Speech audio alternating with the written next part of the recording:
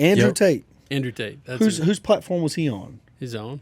No, he started off on. He was on all of them, but he's not anymore. No, he was a journalist or a podcaster. No.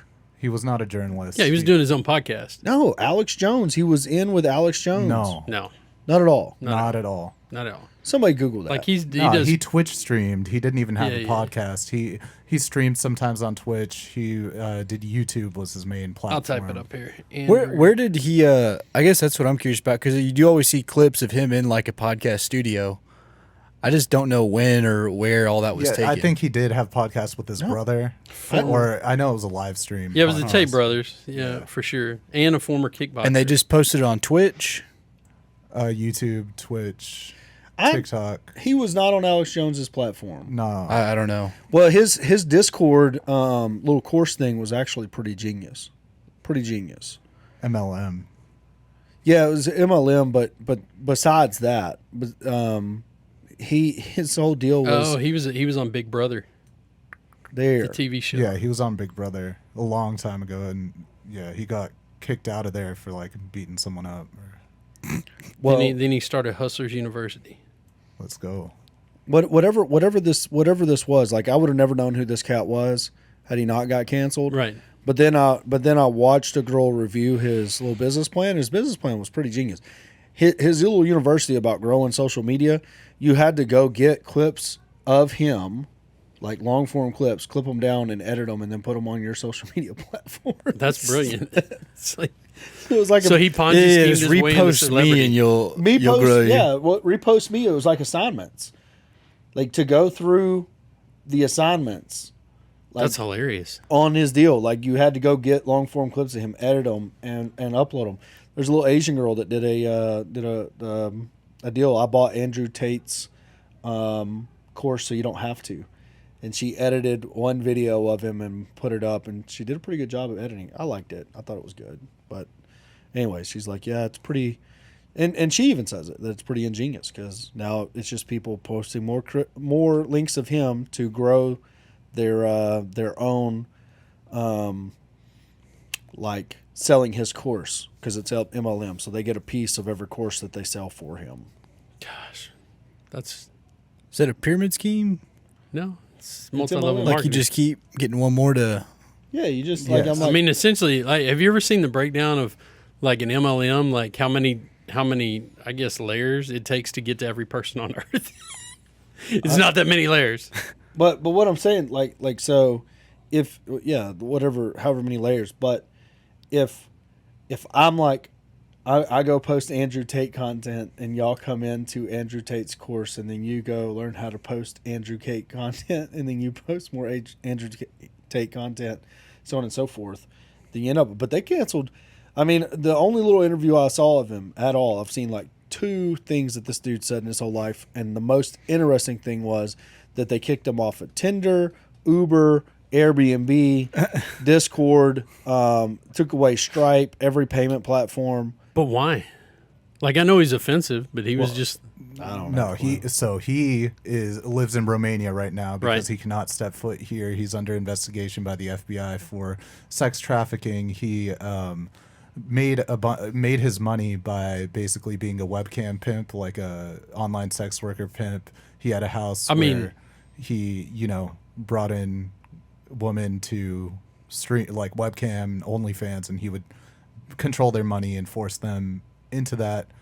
The Uber and all that, I mean, I don't know if that affects him in Romania, new but there's also like videos of him beating up his girlfriends, and it's not just him being offensive. It's like actual criminal behavior. I don't know nothing about it. Here's what I do know. I did not know who that dude was until he got canceled. Never heard a word that he said until the day they canceled him. And then it was like, there's a guy like that who comes around every couple years, who like appeals to the pickup artists, like misogynistic youth. Andrew Tate was just really good at it and funny. I don't even know about that. I think wholeheartedly, what's missing from America's youth is strong male influence. I mean, I think that's what Jordan You got Peterson Jordan Peterson, man. argues every day. Yeah, but I like I was raised by my dad, right? So But strong doesn't equate toxic. It's not the same thing. I agree. I can't define toxic. I can't either. That's what I'm saying. Like- Everybody says any kind of like overtly male influence is toxic. That's why it's all been boiled You down. just labeled it toxic. I didn't I'm label saying it that's how toxic. it's boiled down these days. It's not boiled down. Like Spoon, if you got to hit a motherfucker in the mouth, you got to hit a motherfucker in the mouth. Yeah, I mean stuff happens. That's toxic, bro. Yeah, I don't think that's what Well, toxic I think it's masculinity more means. so there's a huge wave of like something called the Manoverse. I don't know if you've, but online right now, like Andrew Tate, there's a podcast, Fresh and Fit. They all appeal to young men, and their whole narrative is, you know, being a high value man, being able to, you know, have sex with as many women as you want, but your girlfriend can't do that. Your girlfriend can't have an Instagram. Very old school, you know. I don't think that's old school. Talks. Like my dad never taught me that. Yeah, I don't. Yeah. I don't My I don't- granddad, I don't- my granddad never said, "Hey, go Yeah, I bang guess. everybody That- and that's- treat your wife like shit." Yeah, That's not that's old true, school. True. and this is what I'm saying. Like this is like, all right. So I don't know. I don't know what toxic is. I don't. If you want to bang every woman on earth, you want to bang every woman on earth. If you act that out, if you decide, hey, I am going to go bang every woman on earth, go bang every woman on earth. Like That's a lot of time. it is a lot of time. It's going to be a lot of drama. But at the end of the day, like, does it is like whatever the pickup artist, the hookup artist, like, wouldn't the way to stem that to get rid of dating apps? If they were serious, wouldn't they just get rid of dating apps? That's not the issue. The issue is that they won't allow their girlfriends to do the same. Well, I don't know. Like I mean, I how- think those are like a subset, and that's different than Yeah, I think the strong male influence that like Jordan Peterson is talking about. and definitely different than what I'm talking about. But I think because there is no strong male influence, that because Braxton, you don't look at any of these dudes and think, oh, that's appealing to me. I think I want to be like them. Mm-mm. Why? I mean, not anything other than like I told you before. I like not all of his messages are necessarily bad about like you got to be driven, you got to Who are we hard talking work. Andrew Tate. Yeah, Oh. like those messages I agree with. Whatever you But know. that's But like I general also stuff, haven't like- gotten right. I haven't gotten. I never really watched them. I don't know. You know. Well, what I'm saying is like if a dude's like, hey, you need to bang all the women on planet Earth, every single one of them, you need to do. It's not going to have any effect on you. You're not going to be attracted to it. You're going to be like, oh, that's a guy that I need to hang out with. Right. Why? Think that I mean for me a lot of that's going to be how I was raised, you know, what my values are. Strong male influence. Well, I think it's just important to have a positive Well, it's female just like- influence there too. Like, Yeah, no, like look- I had an intact like family. the respect had for your a- mom comes from your dad teaching you to be right, respectful and and your showing mom. how to treat her and what Yeah. he did for her and for our family, you know. It's like From two people that grew up in a married household with strong male influences in their life, both granddads, Well, I had dads, strong female influences uncles. too. Do what? I had strong female influences too. he's not saying that. It's just saying that there is that father figure there. I mean, yeah, I had it. I had the influence 47 from uncles that would tell me what Like to I had a do. strong get it. female influence. My mom too. You know, like We're not not saying that doesn't exist. Like, what do you? Why? I'm like- saying the nuclear family is Yes. is what's missing. And I'm telling you from a broken household that never met my mom, right? Okay. That only was raised by a dad, that had a dad that was a strong male influence, that you knew, like, no matter how old you get, you ain't gonna be able to whoop this old man's ass. You know what I mean? I mean, I think you that can take him now. That would maybe.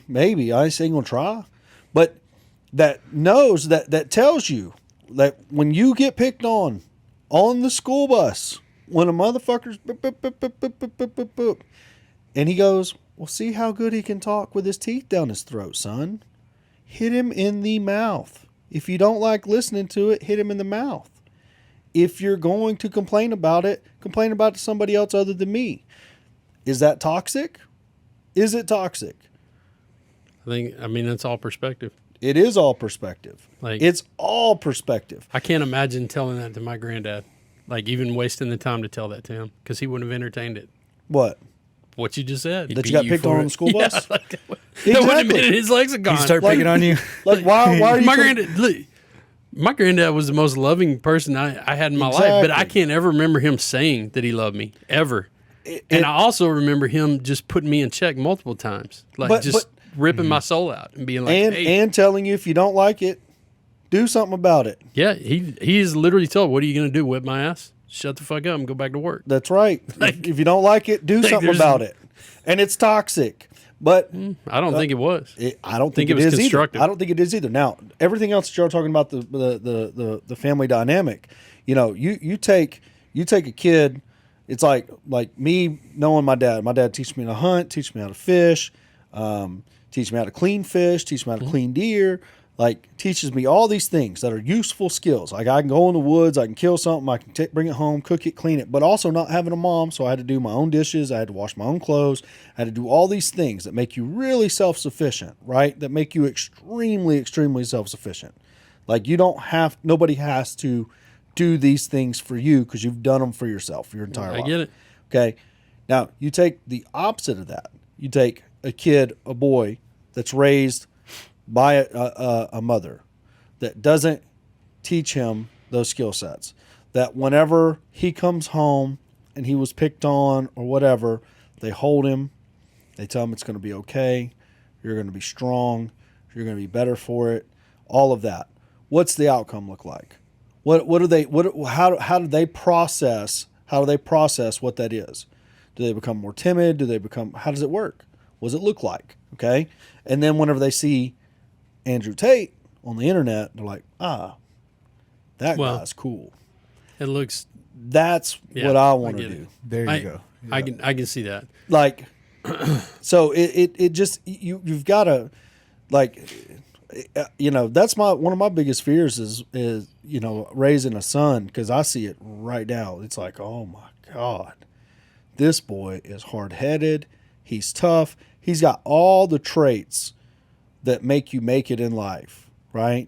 At 2 years old, he's got that persistent, that honoriness, that like weird violence that it's I'm going to take up for myself even though I don't stand a chance. Like I'm going to get crushed in this moment by the opposition, but I'm going to fight for it. And there's a weird, so I worked with a dude one time. I can't remember what we were talking about. It was when I had just the first child. And he's like, I don't allow any disrespect in my house. We consider that open rebellion, and we will squash that.